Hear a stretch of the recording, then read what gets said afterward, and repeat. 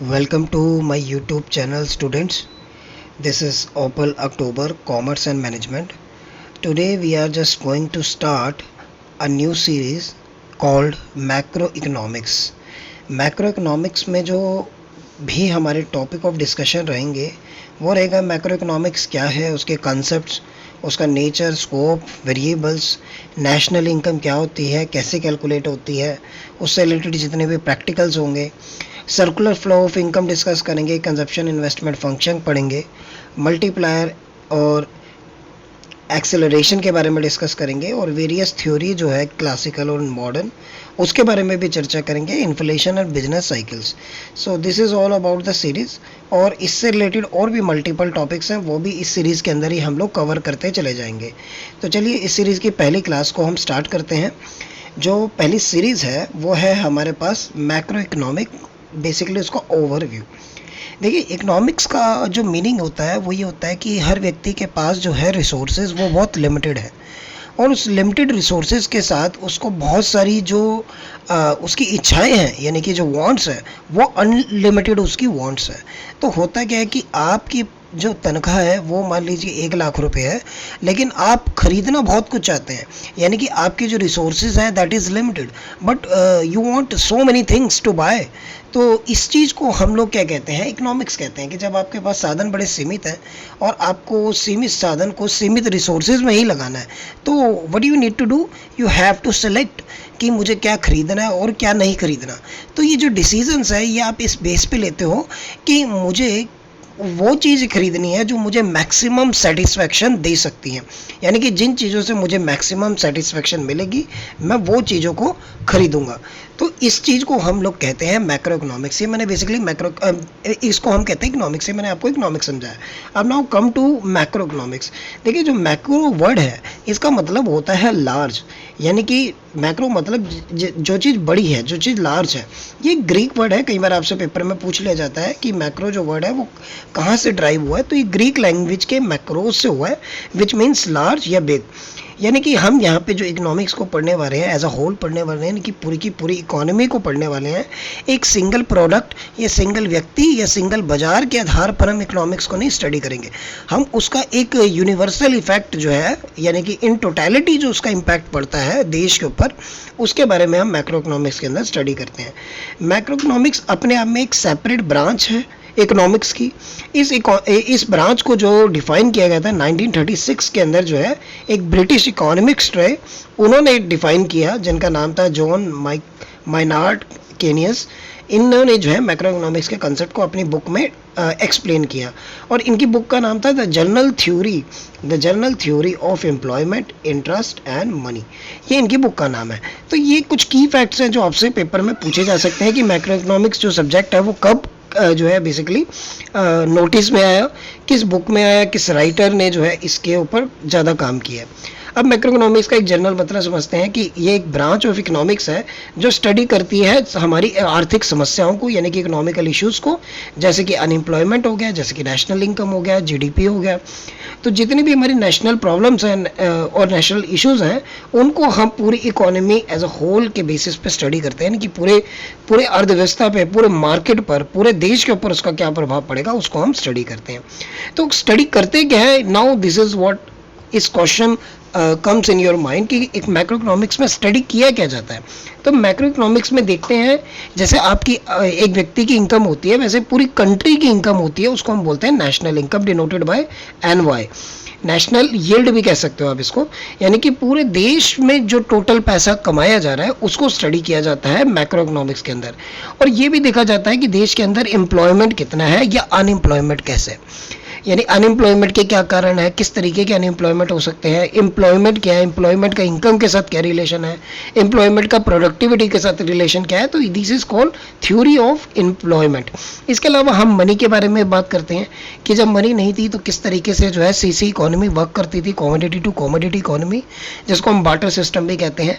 फिर किस तरीके से जो है कॉइन्स बने, किस तरीके से नोट यानी कि पेपर करेंसी आई, फिर प्लास्टिक करेंसी आई, फिर ऑनलाइन डिजिटल करेंसी आई, और अब जैसे क्रिप्टो करेंसी का भी हम कंसेप्ट सुनते हैं. तो ये जो हिस्ट्री है मनी की, इसको भी मैक्रो इकोनॉमिक्स के अंदर स्टडी किया जाता है. इसके साथ साथ कैसे मार्केट के अंदर चीज़ें महंगी होती है, यानी कि इन्फ्लेशन होता है, और किस तरीके से कुछ चीज़ें जो है मार्केट में सस्ती हो जाती है, जिसको हम बोलते हैं deflation. This is also part of your macro economics. और गवर्नमेंट क्या रोल प्ले करती है एक इकोनॉमी के अंदर। गवर्नमेंट बजट्स बनाती है कि किन किन जो है चीज़ों पर उसको उस साल में खर्चा करना है, किन किन जो है स्रोत से, किन किन सोर्सेज से उसके पास इनकम आएंगी। तो गवर्नमेंट का क्या रोल है मार्केट के अंदर, गवर्नमेंट का क्या रोल है बिजनेस के अंदर, गवर्नमेंट का क्या रोल है पूरी इकोनॉमी को रन करने में, तो वो भी मैक्रो इकोनॉमिक्स का कंसेप्ट है। एट द सेम टाइम हम ये भी देखते हैं कि किस तरीके से हमारा जो फॉरेक्स मार्केट है, यानी कि फॉरेन एक्सचेंज है, किस तरीके से जो रुपी और जो डॉलर की इक्वेशंस है वो चेंज होती रहती है, कि डॉलर जो है महंगा हो गया, रुपया सस्ता हो गया, है ना। तो ये जो चीज़ हम सुनते हैं इसको हम फॉरेन एक्सचेंज कहते हैं। और जिस कंट्री के अंदर जितना फॉरेन एक्सचेंज होता है और जिस कंट्री की करेंसी जो है ज़्यादा ही इंटरनेशनल लेवल पे यूज़ किए जाता है, तो उसकी वैल्यू कहीं ना कहीं अपने आप ही इंक्रीज़ होती रहती है। आप इसको ऐसे भी समझ सकते हो, जो कंट्री ज़्यादा एक्सपोर्ट करती है और ज़्यादा इंपोर्ट करती है, तो उसकी करेंसी की जो वैल्यू है वो ऑटोमेटिकली इंक्रीज़ होती रहती है। तो वो फॉरेन एक्सचेंज क्या होता है उसके चैप्टर में हम जाके डिस्कस करेंगे। और इसके अलावा हम बैलेंस ऑफ पेमेंट भी देखेंगे कि गवर्नमेंट को टोटल रिसिप्ट्स कितनी हो रही है और गवर्नमेंट टोटल पेमेंट कितना कर रही है एक कंट्री दूसरी कंट्री के कंपेयर में। यानी कि इंडिया बाकी जितनी भी 194 कंट्री हुई उनके साथ उसका टोटल इंपोर्ट कितना है, टोटल एक्सपोर्ट कितना है, कितना रिवेन्यू आ रहा है, कितनी पेमेंट हो रही है। This is all about balance of payment. तो ये है स्कोप ऑफ मैक्रो इकोनॉमिक्स। आपसे एमसीक्यू के फॉर्म में पूछा जा सकता है which is not a part of macro economics, कि क्या मैक्रो इकोनॉमिक्स में नहीं स्टडी किया जाता या क्या मैक्रो इकोनॉमिक्स में स्टडी किया जाता है। तो आपको ये पता होना चाहिए, जब भी आप कोई सब्जेक्ट पढ़ो तो आपको ये पता होना चाहिए क्लैरिटी से कि उसके अंदर हम पढ़ने क्या वाले, उसके अंदर हम समझेंगे क्या। तो ये था हमारा स्कोप। अब बात करते हैं कि इसको पढ़ के हमें समझ क्या आएगा, क्या फ़ायदा होगा, what are the various significance that come from the macro economics. Macro economics को स्टडी करके क्या फ़ायदे होने वाले हैं। तो हमें पहले तो ये पता चलेगा कि किसी कंट्री की इकोनॉमी किस तरीके की है। अब जब हम बोलते हैं कि इसकी ये फलानी कंट्री की जो इकोनॉमी है वो डिक्लाइन हो रही है या किसी की जो इकोनॉमी है वो अच्छी है, बढ़िया है, तो किस आधार पे बोलते हैं। तो हम ये देखते हैं कि उस कंट्री की नेशनल इनकम कितनी है, उस कंट्री के अंदर अनएम्प्लॉयमेंट कितना है, उस कंट्री का गवर्नमेंट का बजट कितना जो है स्पेंडिंग है। ठीक है जी। तो इकोनॉमी बताती है हमें जो है पूरे के पूरे देश की अर्थव्यवस्था के बारे में। साथ साथ ये पता चलता है कि हमारी इकोनॉमिकल ग्रोथ कितनी है इन टर्म्स ऑफ क्वांटिटी, और ये बताती है कि इकोनॉमिकल डेवलपमेंट कैसा है। डेवलपमेंट के अंदर हम केवल पैसे के बारे में बात नहीं करते, इसके अंदर हम ये भी देखते हैं कि एक देश के अंदर एजुकेशन का लेवल कैसा है, एक देश के अंदर जो है जो हेल्थ सेक्टर है वो किस तरीके से वर्क कर रहा है, एक देश के अंदर लोग कितने खुश रह पाते हैं, यानी हैप्पीनेस कितनी है। तो these are also part of your economical development. और जब हम ग्रोथ की बात करते हैं तो हम इन टर्म्स ऑफ रुपीज़ बात करते हैं कि हमारे देश की जीडीपी कैसी हो रही है, वो हमारी कंट्री के अंदर इनकम कितनी है, तो वो ग्रोथ की बात होगी। इसके अलावा इकोनॉमिकल स्टेबिलिटी की बात करते हैं कि क्या हमारी इकोनॉमी जो है डगमगा रही है, क्या हमारी इकोनॉमी नीचे की तरफ जा रही है, क्या हमारी इकोनॉमी जो है ऊपर जा रही है, यानी कि अच्छी इकोनॉमी हो रही है। तो स्टेबिलिटी किस तरीके से है, किस तरीके से इन्फ्लेशन डिफ्लेशन आता है, ये हम लोगों को पता चलता है। हमें बैलेंस ऑफ पेमेंट का पता चलता है कि क्या हमारा बैलेंस ऑफ पेमेंट फेवरेबल है, क्या हमारा बैलेंस ऑफ पेमेंट अनफेवरेबल है, या बैलेंस ऑफ पेमेंट हमारा बराबर है।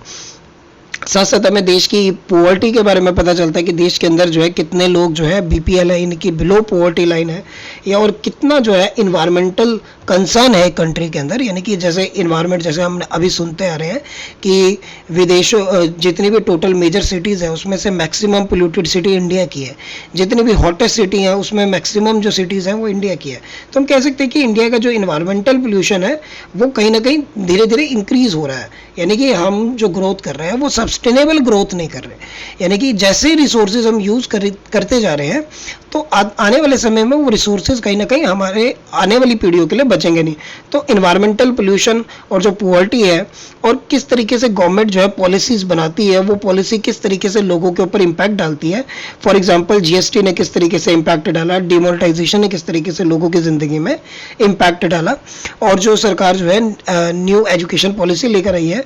तो ये जितनी भी पॉलिसीज़ हैं, टैक्स से रिलेटेड होगी या फिर एजुकेशन से रिलेटेड होगी, हेल्थ से रिलेटेड होगी, वो किस तरीके से लोगों की ज़िंदगी को प्रभावित कर रही हैं, ये सब चीज़ें जो है स्टडी करते हैं मैक्रो इकोनॉमिक्स के अंदर। तो this is all about the significance कि क्या हमें फ़ायदा होता है मैक्रो इकोनॉमिक्स को स्टडी करके। अब how the macro economics is different from micro economics. तो माइक्रो इकोनॉमिक्स के अंदर हम केवल एक सिंगल मार्केट के बारे में बात करते हैं। लेट्स से कि हम मिल्क की बात कर रहे हैं कि मिल्क का मार्केट किस तरीके से वर्क कर रहा है, लेकिन जो मैक्रो इकोनॉमिक्स है वो पूरी इंटायर मार्केट की बात करती है। जैसे कि हम बात करें कि सिंगापुर की इकोनॉमी कैसी है, मालदीव्स की इकोनॉमी कैसी है, तो हम जो है पूरी की पूरी कंट्री को जब स्टडी करते हैं तो वो मैक्रो इकोनॉमिक्स है। जब केवल एक सिंगल प्रोडक्ट या सिंगल मार्केट की बात करते हैं तो माइक्रो इकोनॉमिक की बात हो रही होती है। माइक्रो इकोनॉमिक को हम थ्योरी ऑफ प्राइस भी कहते हैं, क्योंकि यहाँ हम प्राइस का रिलेशनशिप देखते हैं।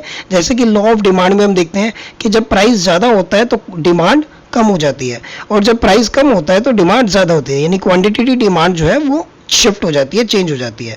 तो ये दिखाता है कि प्राइस और क्वांटिटी के बीच में कहीं ना कहीं एक ऋणात्मक संबंध है, नेगेटिव संबंध है। तो प्राइस ऑफ गुड्स का रिलेशन हम लोगों को माइक्रो इकोनॉमिक्स में स्टडी करने को मिलता है।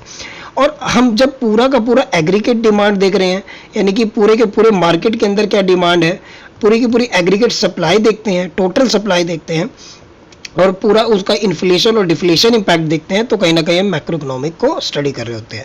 तो माइक्रो इकोनॉमिक इंडिविजुअल मार्केट है और मैक्रो इकोनॉमिक एक टोटल मार्केट है। माइक्रो इकोनॉमिक इंडिविजुअल फर्म की बात करती है, macro economic total supply of the economy की बात करती है। माइक्रो इकोनॉमिक बताती है कि गवर्नमेंट के जो इंटरवेंशन है मार्केट के अंदर वो किस तरीके से प्रभावित करता है। यहाँ पे गवर्नमेंट का इंटरवेंशन मार्केट में देखा जाता है, जबकि मैक्रो इकोनॉमिक में जो इंटरवेंशन है वो इकोनॉमी के अंदर देखा जाता है, यानी कि पूरी के पूरे देश के ऊपर क्या प्रभाव पड़ा। जैसे कि अब बात करें इनकम टैक्स, इनकम टैक्स तो इंडिया में जितने भी स्टेट्स हैं पूरे के पूरे सभी के ऊपर अप्लाई हो रहा है, ठीक है जी। तो उसका इम्पैक्ट क्या पड़ रहा है, जीएसटी का पूरे के पूरे बिजनेस स्ट्रक्चर पे, पूरी की पूरी कंट्री पर क्या प्रभाव पड़ रहा है। इसके अलावा माइक्रो इकोनॉमिक में हम देखते हैं कि किस तरीके से जो है वर्कर्स की, जैसे यहाँ पे मैंने एग्जांपल दिया reason of differences in worker wages. अभी हमने देखा था कि जो नोएडा है सेक्टर 62, वहाँ पे जो वर्कर्स है उन्होंने कहीं ना कहीं एक जो है आंदोलन कर दिया, एक रिवॉल्ट कर दिया कि जो हमारे जो मिनिमम वेजेस हैं वो कंपैरेटिवली कम है, जबकि अगर हम थोड़ा सा गुड़गांव की तरफ जाते हैं तो वहाँ जो वेजेस मिल रही हैं वो बहुत ज़्यादा मिल रही हैं। तो खैर यूपी गवर्नमेंट ने उनकी बात भी सुनी और उनकी वेजेस को भी इंक्रीज करा गया।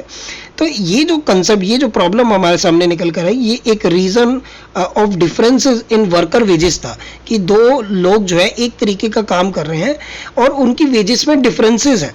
तो ये जो प्रॉब्लम रेज हुई इसको हम माइक्रो इकोनॉमिक में स्टडी करते हैं।